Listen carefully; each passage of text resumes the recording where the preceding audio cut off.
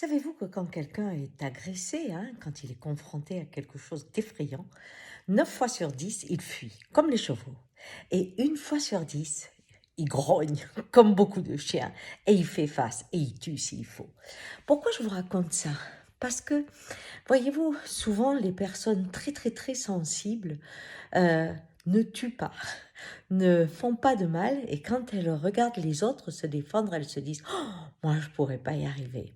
Or, ce pourcentage de 9 personnes qui fuient, une qui montre les crocs, eh bien, on le retrouve un peu au niveau de la direction de nos pays.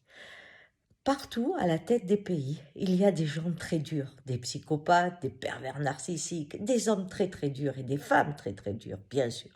Et ils sont élus par qui? Par ceux qui sont très sensibles. Parce que 9 sur 10 sont des gens sensibles et qui veulent pas faire de mal. Ils ont peur de tuer, ils ont peur d'être dans celui qui détruit. Mais, ils sont ceux qui vont élire les meurtriers. On a des gouvernements très durs, quel que soit le pays, mais quand ils arrivent, même par la force, ils arrivent avec une forme d'acceptation de l'ensemble de la population, parce que on ne doit pas tuer, hein, sauf certains à qui on délègue ce pouvoir. Plus une situation est angoissante, plus les plus fragiles vont élire les plus violents.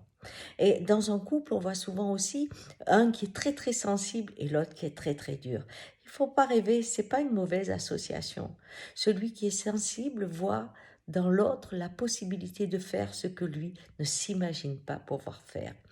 Voyez-vous, cette façon de déléguer la violence à l'autre a créé ce monde étonnant où ceux qui dominent n'ont aucun respect pour ceux qu'ils dirigent. Pourquoi? Parce qu'ils disent, bah, c'est nous qui devons faire le sale boulot pour vous protéger. Je tue pour que tu n'aies pas à tuer. Je suis méchant pour que tu te permettes d'être gentil. Vous voyez?